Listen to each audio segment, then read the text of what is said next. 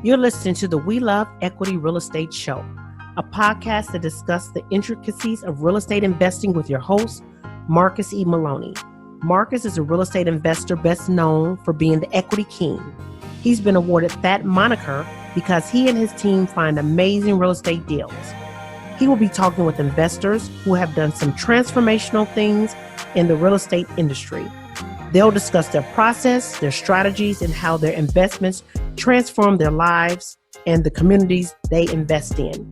We welcome you to the W.L.E.R.E Real Estate Show. Money, mortgage, management, mastery. Okay, so who's bringing what? Who's bringing the money, the cash for down payments? Who's qualifying for the debt, which is the mortgages? Who's doing the day-to-day operations? And then the last one, who's the master? Who's the finder? Who's the expert in the transaction? Then what you do is between those four variables is how you can structure it. And then you always put the investor's interest in heart first. Okay, you always make sure that the investor wins first, and then you participate in their win, and you have a portion of their win, but they need to win first. The We Love Equity Show is brought to you by W.L.E.R.E, widely recognized as an outstanding resource for real estate investors with exceptional education, networking, and support, along with profit-enhancing benefits in all aspects of real estate investing. Visit W.L.E.R.E at www.azrea.org. That's visit W.L.E.R.E at www.azrea.org. Hello, We Love Equity family. How are you guys doing today? Today, I have a very special guest that is from Canada. His name is Russel Westcott, and he's going to be talking about just getting into investments. He's going to be talking about single family rentals, and we'll dive into some other topics later on in the show. But I really want you guys to understand that not every investment have to be shiny, have to be moving. It doesn't have to be fix and flips, wholesales, or anything like that. But the true wealth generation and wealth creator is residential rentals. That's what every transactional investor is really working their way up to, because they want to be able to, like myself, and I'm guilty, I want to be able to sit at home and have money coming in that I don't necessarily have to work for. So that's that passive investing. So we have Russel Westcott here today to talk about that and show you guys how you can do that, how you can get started. And it doesn't take a lot in order to do it. So Russel, welcome to the show. How are you? Whew, Marcus, that was probably one of the best introductions. You put an entire podcast episode in a 47-second introduction there. There's so much to unpack there. It's incredible. So first of all, I am doing fantastic. It was, I might have to pinch myself just to make sure that this isn't a dream some days. Every day above ground's a great day. And I've got all the cliches and all the memes for you guys if you want here today. But I'm just honored, and thank you very much for having me as a guest on your podcast here, my friend. Welcome, Russel. We really appreciate it. So tell me, give us a little background about who Russel Westcott is and why we should be listening to Russel. Well, obviously, if anyone's watching the video, I'm, tall and flowing hair and handsome, devilishly handsome gentleman here. And, obviously joking. Obviously, that's not the case, Russel, right? Well, I make the joke because I have a face for podcasting. So, okay. So I'm teasing all your audience that might be going, geez, where's the video? What does this guy look like? Right. Well, go right on over to YouTube. You guys know where to find us. No, so before I dive into that question, so first of all, thank you. I just wanted to just acknowledge you, Marcus. I was diving into your podcast and listening to a whole bunch of episodes in preparation for this. You got some amazing heavy hitters. I was listening to the W.L.E.R.E interview this morning, and it was just phenomenal. And, you're almost at 100 episodes, and you're doing a wonderful service for the community of real estate investors. And I just wanted to acknowledge you for all that hard work, because coming from somebody who puts a podcast and YouTube and all the stuff together, I know how much work it's doing, and your team that's surrounding you is doing a heck of a job. They are very good at what they do, and you're well supported, my friend, by the way. Well, thank you so much, Russel. So how I answered that first question is, I'm a humble Canadian. I'm going to probably apologize an awful lot, and I might say and a lot of those things there. And I might talk about hockey, and I might talk about wearing a toque and stuff like that. So, but if you want, I can throw in some yous and y'alls if you want to just to bridge the transition gap between Canada and the U.S. One of the words that always get me with Canadians and U.S. is process versus what we say is process. So it is process. See? Well, it's funny. I actually have a note here is, honor the process, right? See, there it's we one go. Of the lessons. There we go. But if you want, I can change it to process if you want. Speak freely, Russell. You know how we do it here. Yeah. Well, to simply answer your question, simple real estate investor. I live in the suburb of Vancouver. Beautiful. I always have to put the beautiful in front of it. Yep, beautiful Vancouver, British Columbia, Canada. For those of you, if you're not familiar with it, you probably will, think Seattle, think north of Seattle is kind of the geography. I originally was born in the prairies of Canada. Think Montana, North Dakotas, if you will. And I had no experience in real estate whatsoever. I had nothing. Like I lived in a mobile home. Like I lived in a trailer until I was probably about 13, 14 years. And I didn't actually buy my first property, my first home until I was in my 30s. I rented for many, many years and I had no inclination. I had nothing that would have suggested that real estate was going to be the path that I was going to go down. And, if we want, we can unpack it a lot more. But since, cut the long story short, is since that time that I got the bug bitten by real estate, I've been transacting over 100 properties over the course of, say, 20 years. I've written books. I've delivered over 1,100 public stage presentations. I deliver podcasts. I inspire a group of leaders to become better leaders within the real estate community. And you know what? I get up every day. It's not that it's easy to get up every day, but sometimes there's some ugly challenges that we have to deal with. But I love what I do. And I really I make no joke when I said I have to pinch myself some days that I have an opportunity to do what I do because it's something I love. And that's what everybody set out to do, is to really wake up and be excited about your day and get out there and get started. No one likes. Don't get me wrong. There's some days I want to pull that covers over my head and I want to go la la la. There's no problem. Nothing's going wrong. Yeah, and I'm sitting there going, it's 6 o'clock in the morning. Well, is it too early to have a bourbon? Yeah, that was me yesterday. It was like everything that could go wrong did go wrong, but I made it through the day and it's another 24 hours. So right back at it, right? Yeah, that's a blessing. It's a blessing. So tell us, Russell, you gave us some background. You didn't start out, knowing a lot about real estate investing and everything like that. What did you do before real estate investing?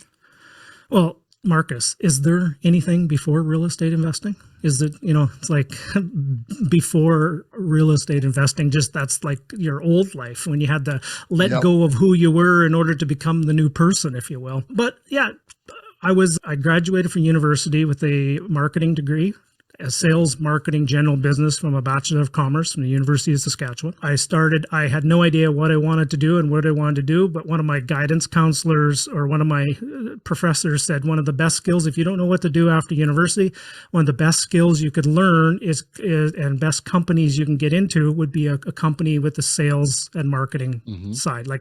Take a sales rep job. That's usually the entry level position in. You can work your way up as a sale, get the skill set of being able to sell, and then you can slowly work your way into marketing from there. So I started with Kraft Foods right out of university. And from there, just one job after another. And then eventually I got the real estate bug at the turn of the century. Yeah, funny way of saying it was right around the year 2000. Yep. And then in the same time frame too, is I had a couple different jobs all around sales and marketing with Kraft Foods, a couple different things. I tried my hand for 3 years at professional golf. I realized I wasn't very good and still not good today. And I realized I went broke doing it full time for 3 years playing golf, and then had to go back and get a job. And then right around the year 2000 was when I had that moment.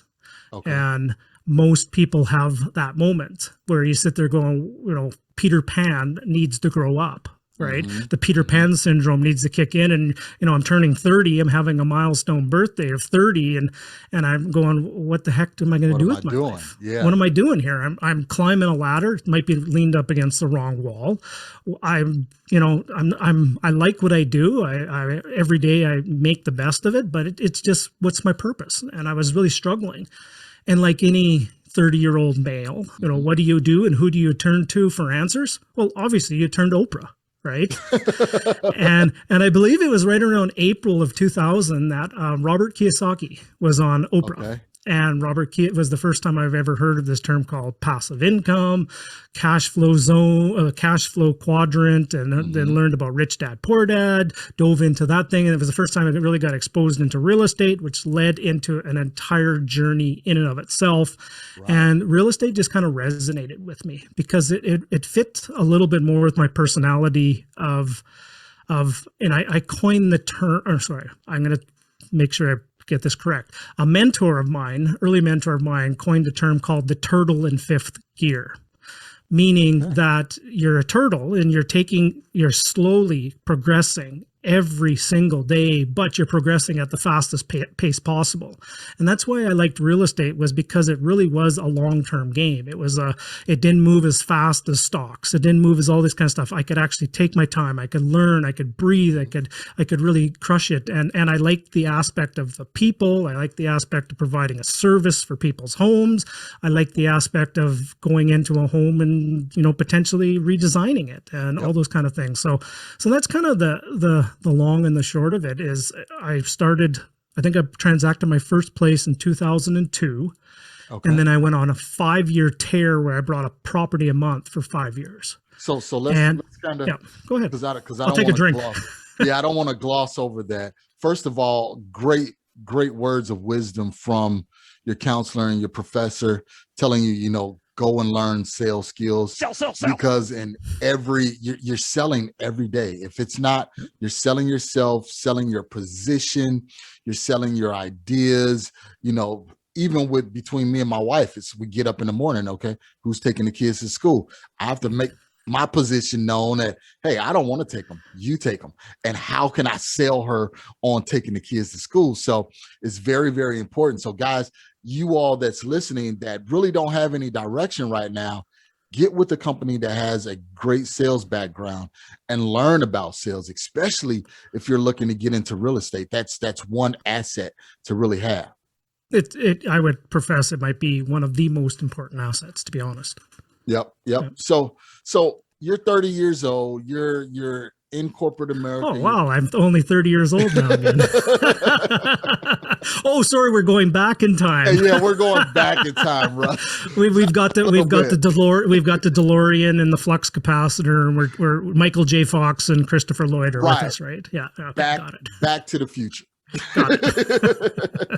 So listen to you. You got all the references there. Good. The DeLorean, Canadian car, Michael J. Fox, Canadian actor. Anyways, got it. So we're going back to the future. You're around 30 years old. You're trying to figure things out. You don't know exactly what direction you want to go into. You heard Robert Kiyosaki. What did he say that really kind of pricked your spirit or kind of gave you that Oprah reference, that aha moment to say, this is something that I'm really intrigued about? Yep. Well, like any good salesman or any good marketing message, Robert Kiyosaki essentially sold millions of people on the dream of getting passive income, the dream of having your assets create income, and then you can get out of the rat race. So in essence, I bought in hook, line, and sinker at that time, to be honest. And I would bet if you actually go back to most people's inception moment to a lot of these things, I bet most people can attribute it back to Rich Dad, Poor Dad in some way, shape, or form, or even go further back depending on age. Typically, Think and Grow Rich was one of those pivotal ones. And I would profess that Rich Dad, Poor Dad was another one of those inception moments for many people's careers to just relook at things differently, to basically work hard to acquire assets, build businesses, have those businesses invest in real estate, have your real estate generate income that can help you be able to, and if you once your income outpaces your expenses, you're potentially out of you never have to work a day in your life. Yep. Right. Yep. So I was a good student, obviously, for learning all those things all those years ago. And it just, he sold the dream and I bought in on it. And I've been trying to fulfill upon that dream every day is really my goal. Okay. So once you said, this is what I want to do, how did you acquire that first property, that first asset? What did you, first off, how did you find it? Where did you get the financing?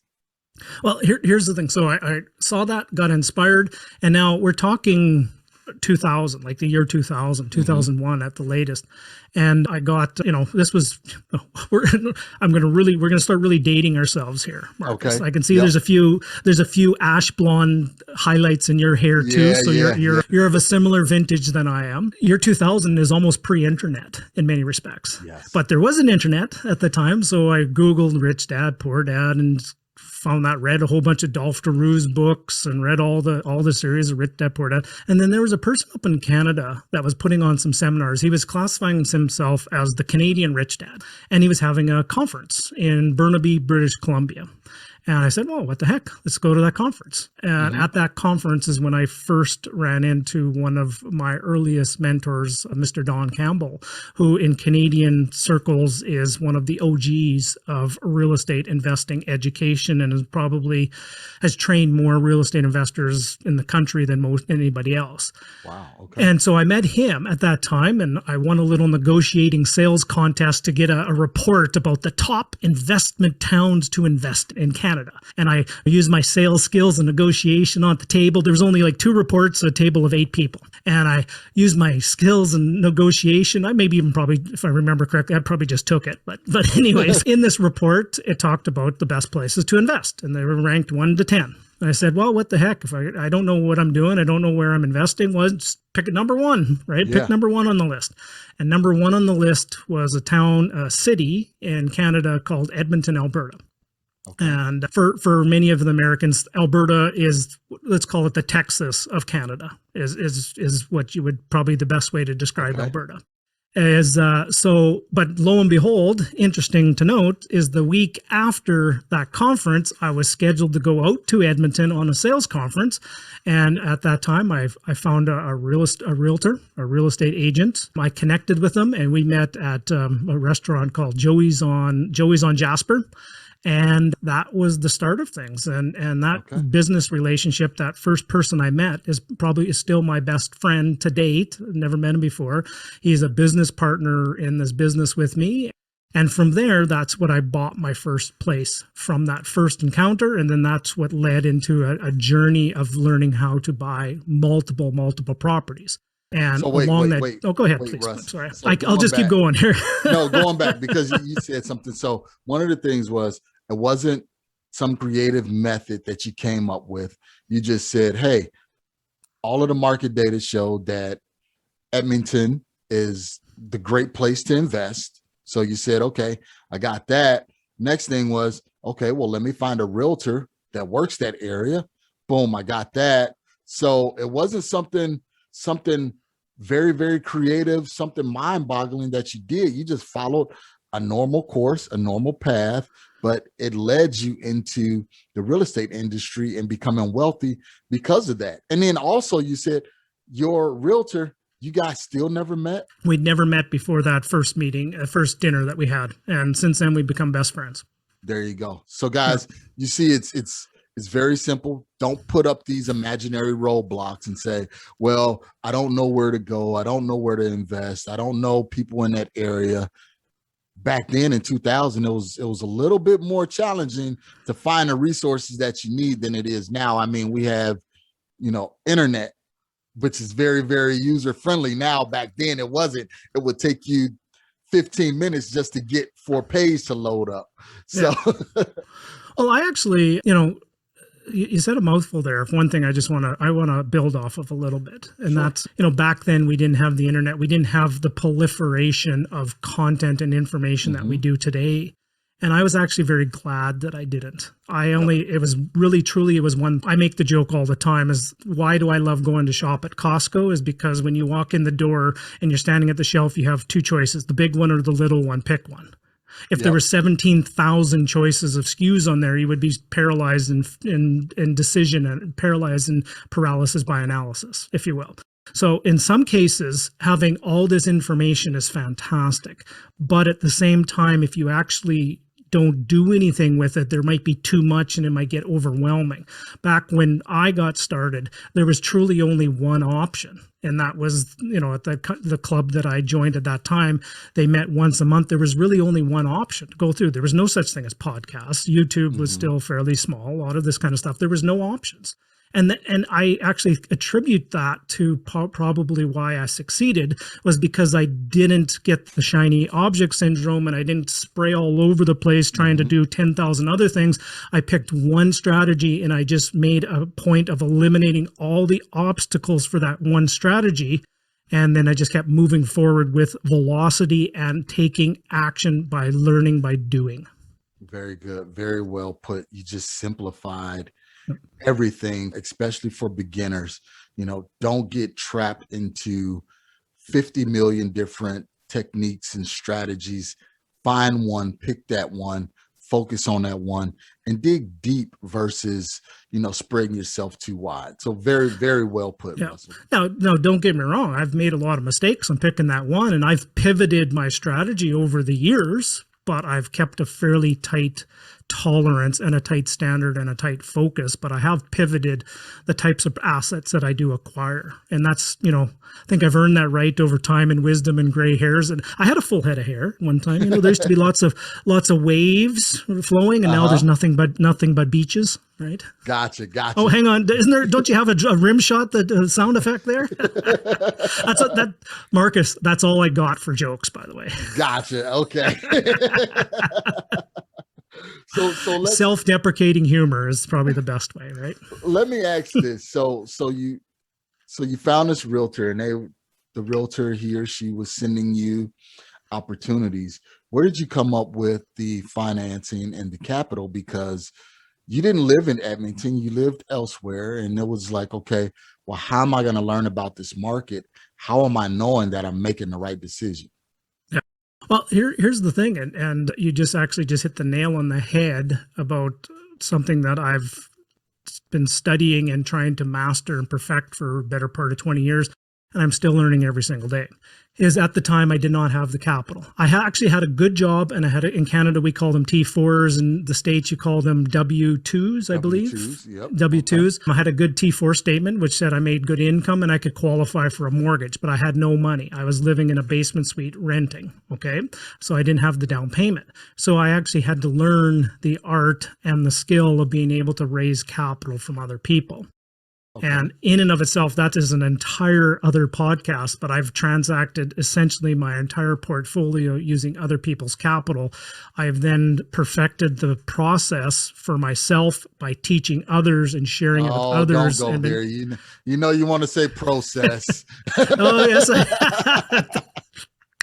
You caught me already. I'm trying to channel. See, I wore my Aloha shirt today, so I'm trying to channel my south of the 49 parallel, if you will. Right.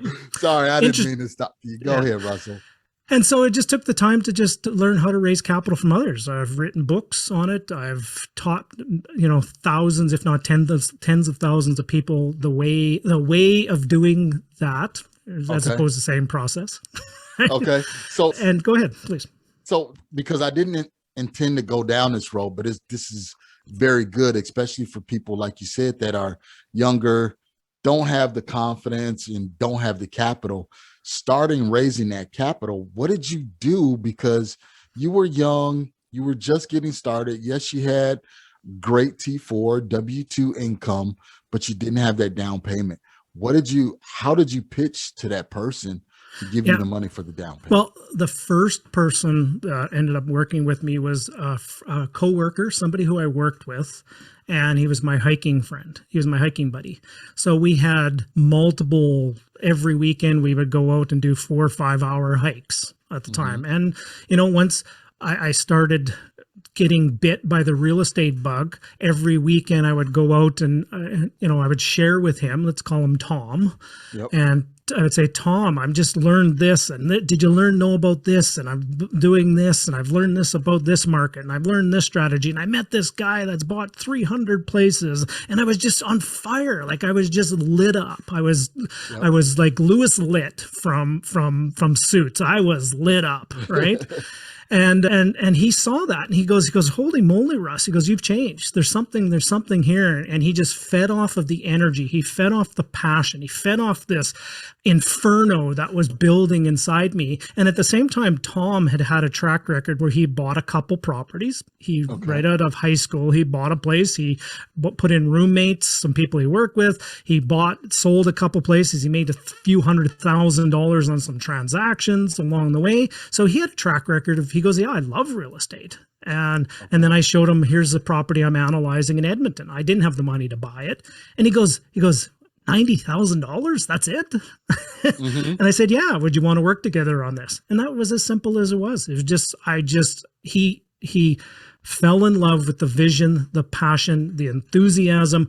He knew who I was. He trusted me to make sure I was going to do whatever it would take willingly, ethically and legally to make it work. And we partnered together on that first transaction. And from there, that parlayed into a few more and parlayed into then having conversations with the bank of mom and dad, which then parlayed into conversations with friends of the first person, which parlayed into meeting and other people. And lo and behold, over a course of time, I kept perfecting the message, kept perfecting the pitch, kept perfecting the desire to help others with their investment portfolio, the desire to help others get a better return than they were in their own financial assets right now. And if you provide a value and a service and an inspiration and an encouragement to help others move forward, they'll want to partner and work alongside you on a project. There you go. And one of the key things that I keep waiting for Pink Floyd's money song to start coming in now. Huh? You should have to have that now, right? Yeah, I'm gonna have to add that to the queue, right?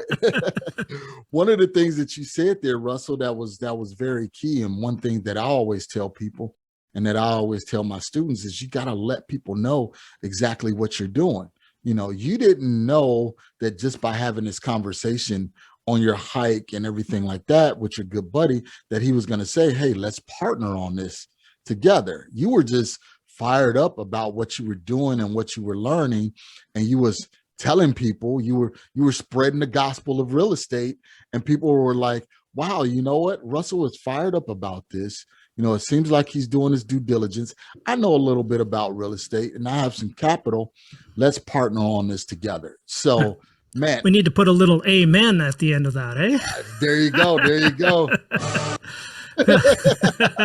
So guys have to get out there. Don't be embarrassed.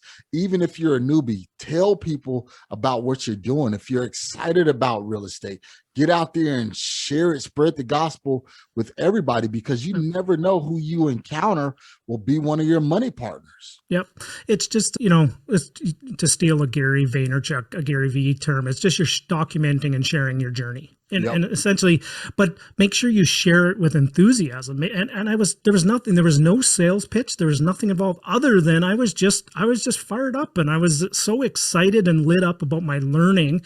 And it was something new. And here's the thing that I actually have to remind myself 20 years into the business is I have to treat things with like a beginner's mindset every single day.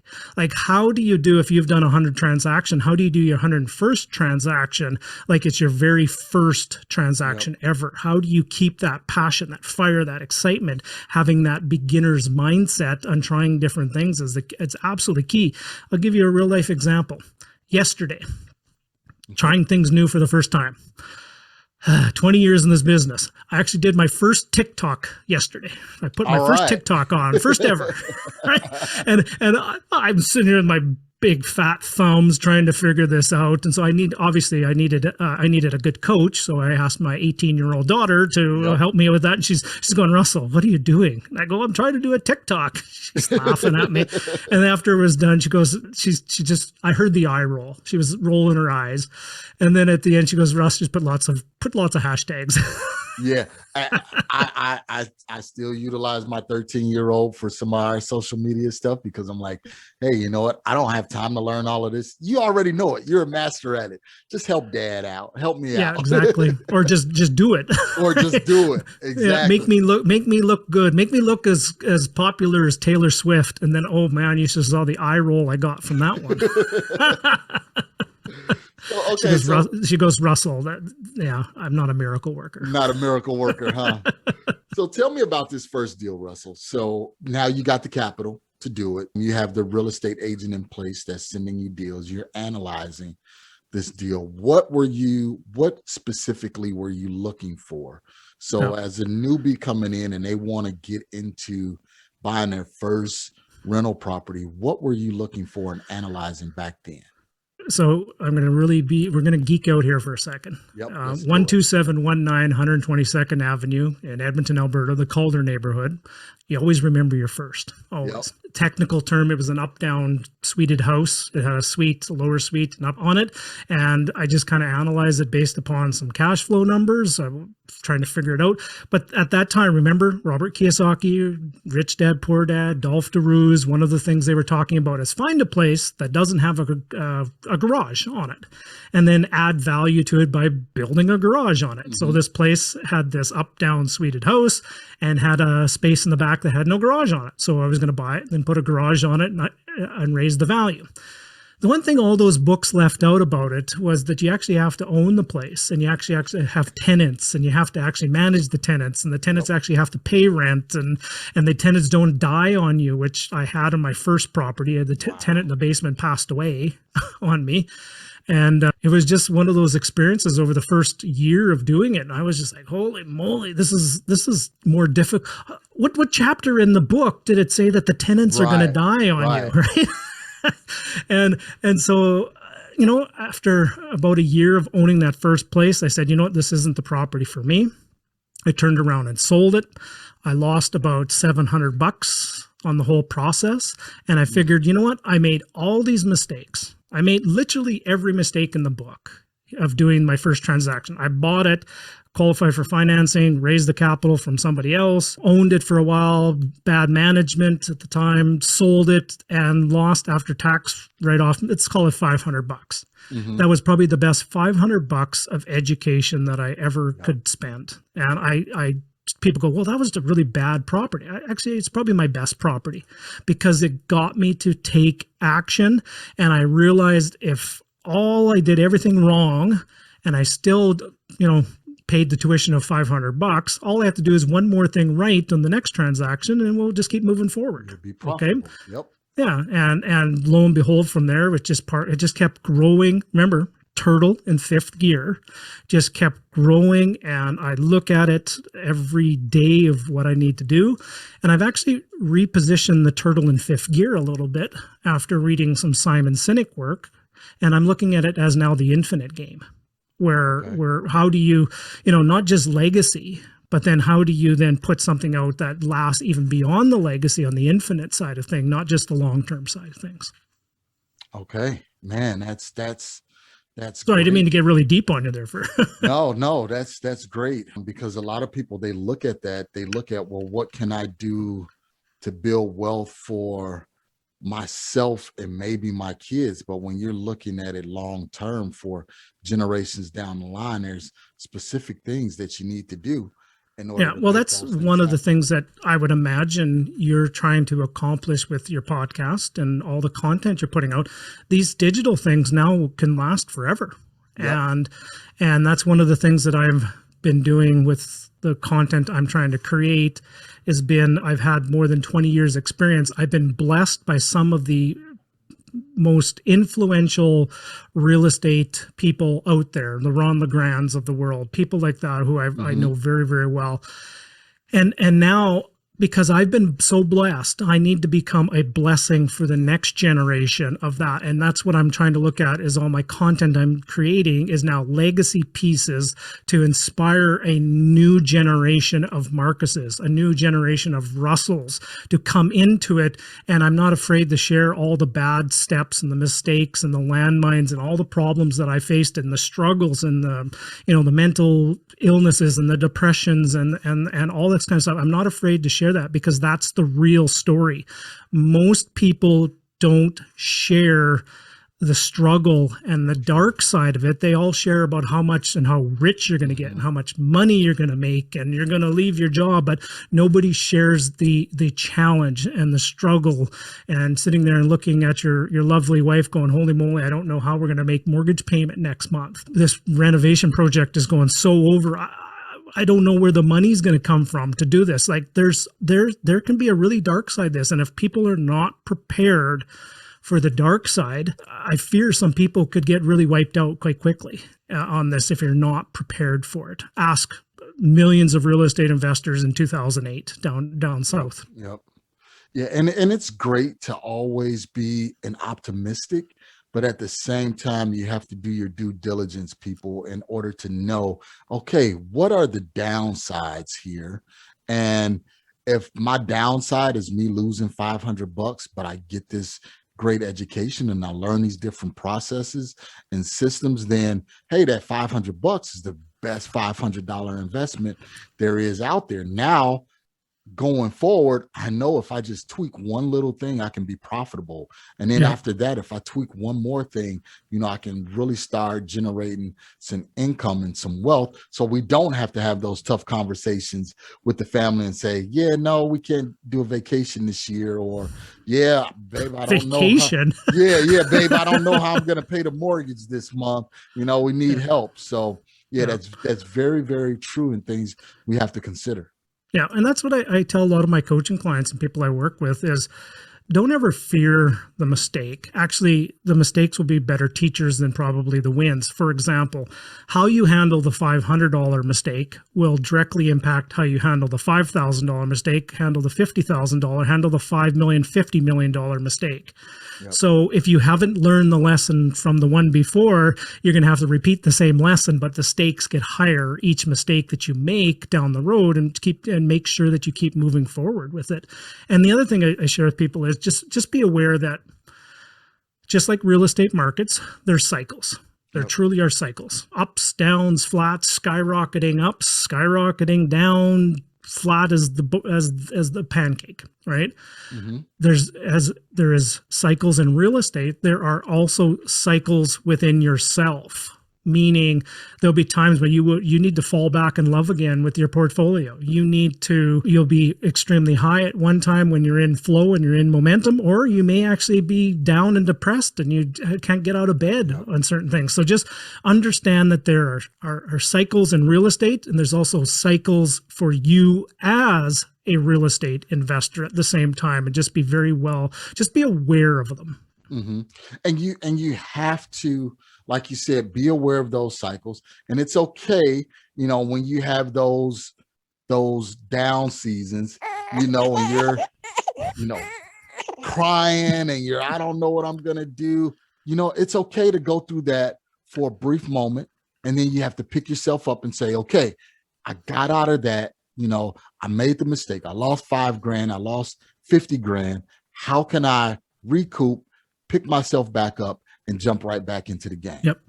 Yeah. And that comes 100% down to the environment and the people you surround yourself with, your immediate circle of trusted confidence and coaches and mentors and people that you have a safe place that you can share with that, but also at the same time that they have empathy and they can actually help you get past that to keep moving forward. Action and motion cure all. There you go. There you go. One of the things that you said, Russell, that I didn't touch on, but I think it was so great what you had said about when you were raising capital is what you would do is it was no pitch. You didn't come in with a pre-scripted pitch or anything like that. You said, hey, look, this is the deal that I'm looking at. This is what we're trying to do. And then, you would make that one offer, and then from there you would learn to get better at it. So Yep. just real quick, what were some of the things that you would do when you would have those conversations with people that you were trying to raise money from? And let's Yep. just say if it's, a trusted confidant that you've been knowing for, 2 or 3 years, and you don't want to sound pitchy. You don't want to say, hey, look, I want to raise money for this, but you know that it's a great deal and that you would benefit them, if they invested with you. Yeah. Okay. Well, here's what I'll do is I'll give you, I always want to sorry, Marcus, is it okay if I over deliver for your audience? Absolutely. Is that okay? Okay. Well, I'm going to offer your listeners and your audience a framework and then also a story as recent as yesterday in a conversation. So the framework is, if anytime you're negotiating and having these conversations with potential money partners, there's only 4 variables that it comes down to. And each of the variables starts with the letter M. And I did that purposely so I can remember. It's money, mortgage, management, mastery. Okay. So who's bringing what? Who's bringing the money, the cash for down payments? Who's qualifying for the debt, which is the mortgages? Who's doing the day-to-day operations? And then the last one, who's the master? Who's the finder? Who's the expert in the transaction? Then what you do is between those 4 variables is how you can structure it. And then you always put the investor's interest in heart first. Okay. You always make sure that the investor wins first, and then you participate in their win and you have a portion of their win, but they need to win first. Okay. So here's the story. I was having a conversation with one of my clients last night, and he took the 4 M's, the money, the mortgage, the management, and the mastery, built it into a little bit of here's a deal flow with some money partners. And he came out with a split, and I think it was like 34-66, something like that. And he asked the question, goes, is this a good deal or a bad deal? And I said, I don't know. The only one way to find out is you ask the other party if it works for them. Okay. But let me ask you a question. Are you okay with this? And he goes, well, and he goes, I don't know. I was actually just trying to come at it from a standpoint of what is their return? How are they going to win from this? How would they win from it? And then, I guess at the end I would get, say 34% of this asset. And I said, you now have learned the lesson, young grasshopper, is because you came at it from what's in it for them first. You are making sure they will win. Then you're going to make the offer to them, and you're okay with what you will get out of it. And you're going to participate in their winning. And whether they say yes or no is irrelevant. You learn the right lesson by being able to approach it from having them win, making them the offer, and you're okay with what you get out of it as well. There you go. And that's what I always tell people is find out what's missing in the marketplace. And that marketplace is your customer. Find out what they're missing and provide that. That's the only thing you have to do. And the best people at providing what's missing in the marketplace is those are the people that really, really have the contacts, the connections, the capital, and everything that they need in order to progress further in their career and in the industry. And again, that's by providing what someone else needs first. Yep. You're a service provider. And I actually like to take it a step further. I actually say is you're actually potentially a dream fulfiller for the other people, meaning attach with your investment partner. Let's say in 7 years, they make $100,000 from a transaction. Okay. I get my investor to tell me, what would you do with $100,000 if you made it in 7 years, from not having to really work that hard, really by just trusting me and I'll go do all the work for you and you just put up the capital. What would you do with $100,000? And then they will tell me what their dream. They might pay off a house, put the kids through school, buy a boat, buy the cabin, whatever. And then let's say they would buy in the cabin at the lake. And then I will sit there and go, so now what we're doing is we're investing in your cabin at the lake. We're not buying a piece of real estate. Right. I attach what the money means to them. And then now we might even call the venture Loon Lake Cabin Project, if you will. Right. And now we've attached the money they're going to make to a fulfillment of a dream that they have. And you, as the real estate expert, are the bridge for that dream for them. There you go. And I'm not selling anything. I'm literally just providing them a plan and a path and a map. And by us working together, I'm going to help them bridge the gap to their dream. And that's powerful, Russell, because even naming the project what their dream is, gives them significant buy-in. And it's not just, hey, this is a project where we're trying to make money, but this is, like you said, a bridge to my dream. How can I get from here to where I want to be? So, man, that's powerful. And it may sound really simplistic and really junior and stuff like that. As, you name the project. Guys, it is important that you name the project. And I'll give you a real life example. I was working with one of my clients, and he wants to leave his job in the next little while, and he's got a little bit of golden handcuffs, and we're working a plan out for him to help him leave his job. And we said, we got to give a project name for this. And so we came up with the name George. Whatever. It was just weird. It was Project George, right? But now George has a persona. We keep talking about how is George come along. He goes, you know what? George is just about ready to be birthed. George is now a toddler. And George, so now it has an energy about it, right? It's not just, I'm going to quit my job. No, it's George. We're going to nurture George. George pooped his pants last week. And now George is going to come back and think George is now going to school. George, it's fun. So guys, I'm a firm believer in naming your projects and having some energy around them, right? There you go. As you can tell, me talking about George, I got all fired up about it. Yes. So Russell, let's take a brief break, hear a word from our sponsors. When we come back, I want to talk with you about your 3 pillars of real estate, and then talk about, how you're managing these projects. So let's take a brief break. We'll hear a word from our sponsors, and we'll come back with Russell Westcott.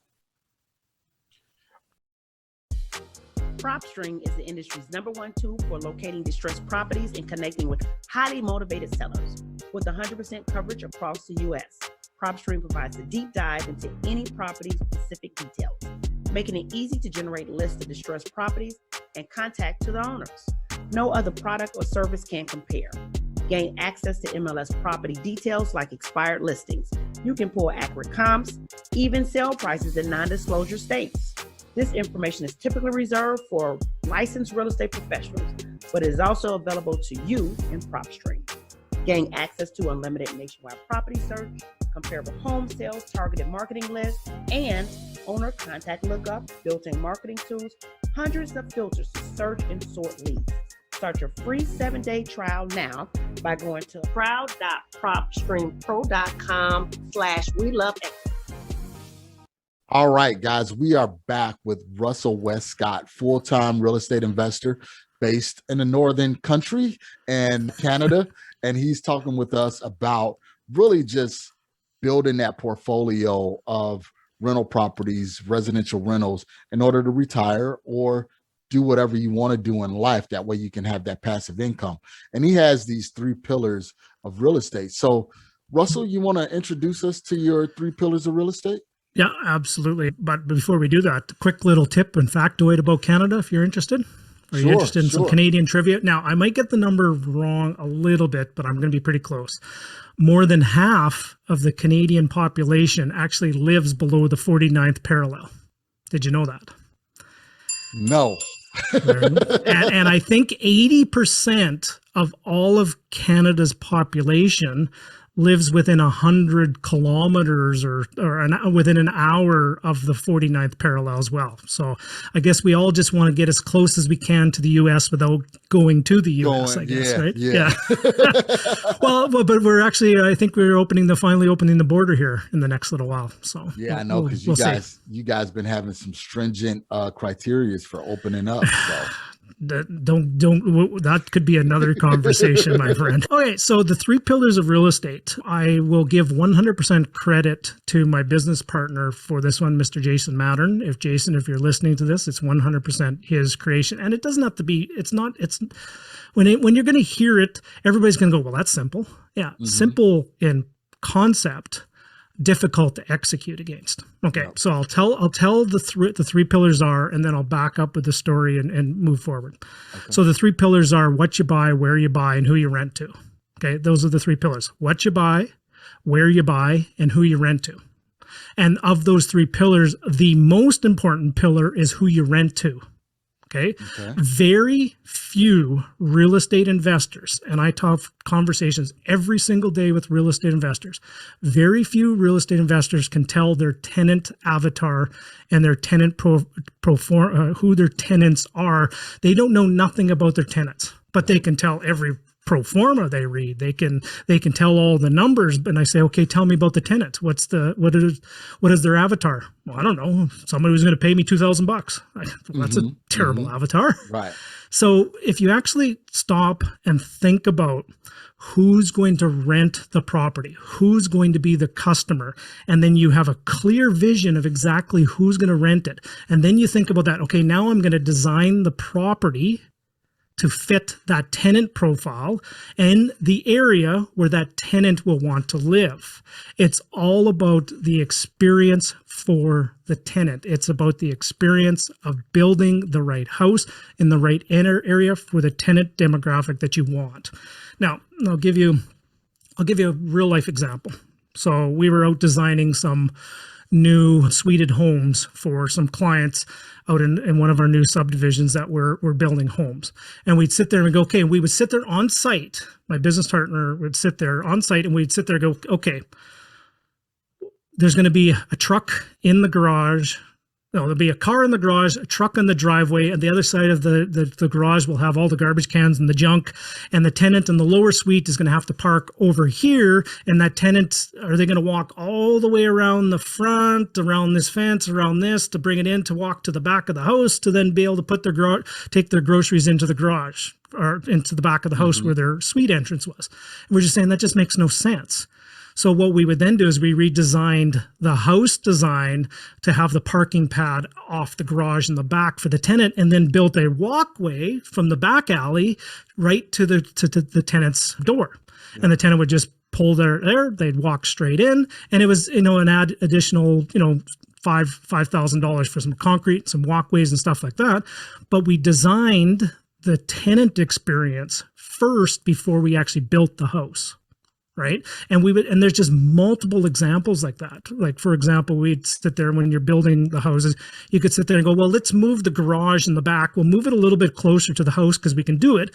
And we'll add an apron, a larger apron in the back, so they can park a car on the apron before the garage. So you just freed up 2 more parking spots. And parking on those kind of properties is one of the biggest complaints that you have from tenants. The thing is parking, inconvenient, walking. If tenants don't have a convenient thing to walk, they'll just walk across the grass, or they'll do something and they'll kill the grass, right? So just design the property for the tenant in mind in the right area.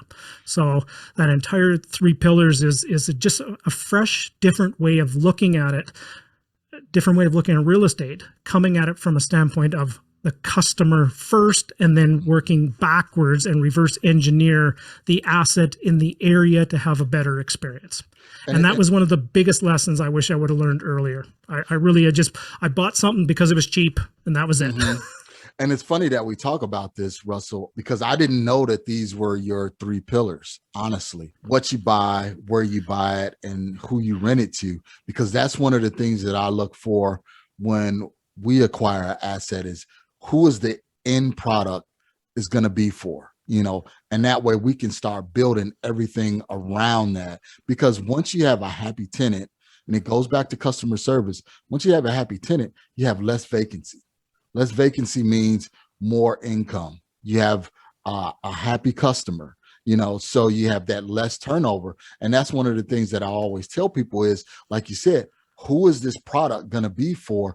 And you design it specifically for that purpose, for that person, but you have to know your tenant avatar. Yeah.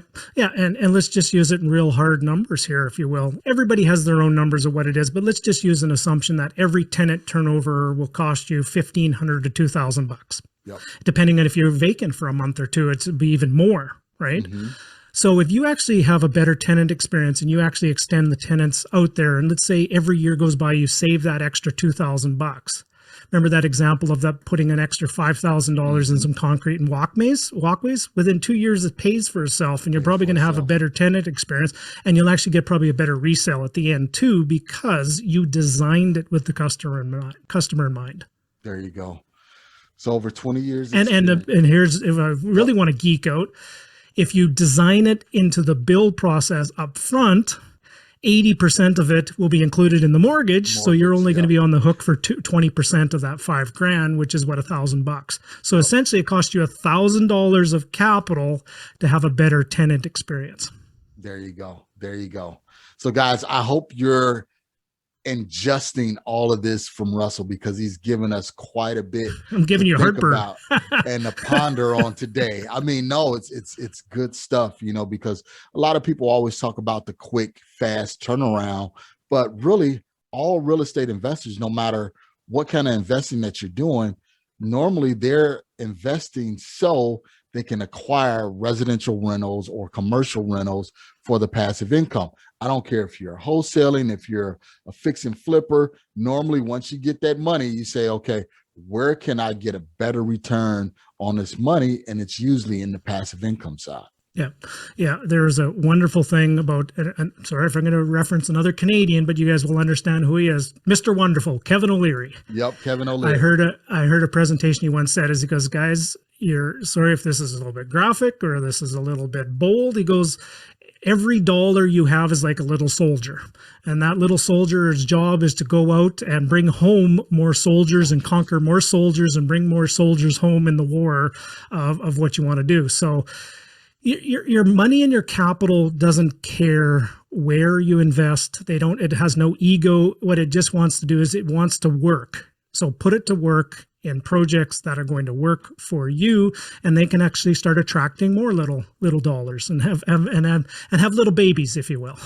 There you go. And it goes right back to Robert Kiyosaki, is just making sure you have those assets, more assets over liabilities, and those little soldiers will work for you and bring back more soldiers. Yep. So Russell, let's put you on a hot seat, sir. We're going to put Russell on the hot seat. So Russell, starting over, what would you do differently? Quality versus quantity. Remember when I shared my story at the very beginning, when I said I bought all those properties in a short period of time, they were all pretty poor quality and poor neighborhoods. I would have gone with more quality properties earlier in the process. Okay. And then what is one characteristic you believe every high producing investor should have? Well, outside of what we've already talked about, I'm going to mention public speaking, being able to stand in front of a group of people and deliver a vision and deliver a message to another person. Gotcha. Okay. And can you give us a great book recommendation? And you can even reference your own book. Oh, I haven't read my own books in a while. So, but are you okay if I give you three recommendations? Because I like to over deliver. Okay. So a couple, and these are just recent books that came into my life, and I'll tell you what they are, but I'll also show it on camera. Okay. Who Not How, Dan Sullivan, fantastic book. And I believe Dan and Benjamin Hardy are coming up with another book very shortly here. Okay. It changed a lot on how I looked at outsourcing to other people to do what they do best. And, I'll just put it this way, I built my entire business that way. This took it to the next level. And then the next two are by the same author, so I guess it can count as one. And she's just out there right now crushing it, so it's very relevant. The one right now is The High Five Habit. Mel Robbins is her latest. And her first one was The 5-Second Rule by Mel Robbins. Two that probably not a lot of your listeners or your guests have probably talked about. Familiar. But these are fantastic. If you love good, authentic, vulnerable stories that teach a wonderful lesson, both of these books are fantastic. The 5-Second Rule and The High Five Habit and Who Not How. Yep. Dan Sullivan, Who Not How. I'm definitely familiar with that. I'm looking actually at it in my on my bookshelf there. Great book, guys. If you haven't read it and you're starting out, read it. Yes, you want to learn the experience yourself, but once you got that baseline foundation, you want to find the people that can really do the work for you so you can do other things, other high producing activities. Okay, so Russell, man, it was great. I mean, I cannot say enough about all of the content that you gave us today and everything that you've provided today. So, in parting, before we leave, how can we find you? Where can we go? I know you're You're doing TikTok for sure. So you're out there. So I know if I double, I'm going to get 100% growth on my subscribers from 1 to 2. Yep. There you go. The first one was my son, by the way. Okay, so the simplest way is, the story I joke was that, we spent tens of thousands of dollars and got the highest paid marketing consultants into a room, and we went on a retreat to figure all this kind of stuff, and they came up and said, let's use your name, Russell. So if you just Google my name, Russell Westcott, that's the name of the podcast. It's the name of the YouTube channel. It's the name of all the social handles. That's the name of my website. Just my name is the brand in essence. Okay. So guys, go out there, find Russell Westcott. Yeah, and it's W.L.E.R.E. But here's a trick. When you're starting to type in Russell Westcott, you'll come up with Russell and then W.E.S.T. It'll probably fill in with Russell Westbrook. That's not me. Mm-hmm. And you'll get the joke when you do see it, by the way. Yeah, I can see the resemblance, but I can definitely see the difference also. Yeah, I'm trying to siphon off some of his traffic to mine, I guess. There you go. So Russell, imparting, what are some words of encouragement that you can tell some struggling investor that's trying to get started, that's trying to kick off their career? Well, here's the thing I'm going to offer, and this is something that I work with a lot of my coaching clients as a foundation to start with. And one of the words that are going to attach here and I'm going to share with you is an alignment. Alignment from top to bottom. Alignment of your vision. Do you have your vision board? Do you have your vision of where you want to go? Are you then in alignment to your core values, and do your core values support your vision? And then are you in alignment to your 5, 3, and 1 year goals? Are they in alignment to your vision and your values? And then on a daily basis, are you doing 5 things every single day to have you in alignment to your goals, your values, and your vision? And if you, over a course of 20 years, do every single day to the best of your ability to do 5 things to help you move forward with your alignment, in 20 years, lo and behold, you will become an overnight success. The key message in all of that is you have to do something with it. There you go. Take action. Russell, thank you so much. It was my pleasure to interview you. You made it so easy, so simplistic, but what you gave us, what you provided us was some actionable steps that we can take to really get out there and get started or redevelop, rebrand, or even, reposition what we're currently doing. So I really appreciate you being here, providing the content for the We Love Equity listeners and the We Love Equity family. So thank you once again. Thank you so much. Honored to serve, my friend. Thank you. Thank you.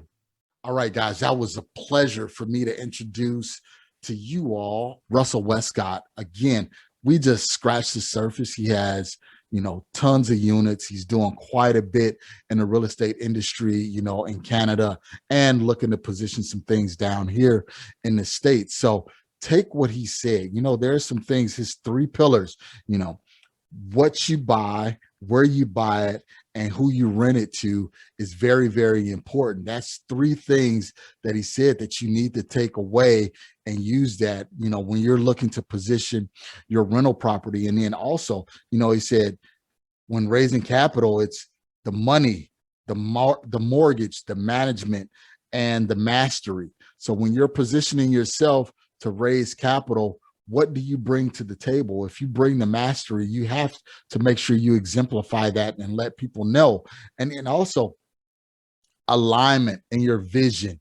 You have to know where you're trying to go, and then you have to put steps in place and processes in place in order for you to get there. So Russell gave us some key things on today. It was a refreshing for me, because there's some things that I have to go back and look at. I mean, I'm looking at my vision board right now. So there's some things that I need to change and update and tweak. So not only am I interviewing these people, but I'm learning as well. So I'm right at the table with you guys, eating from the same spread that they give us. So make sure you take the food in, digest it, and use it for energy in your real estate business. All right, guys, it's Marcus Maloney.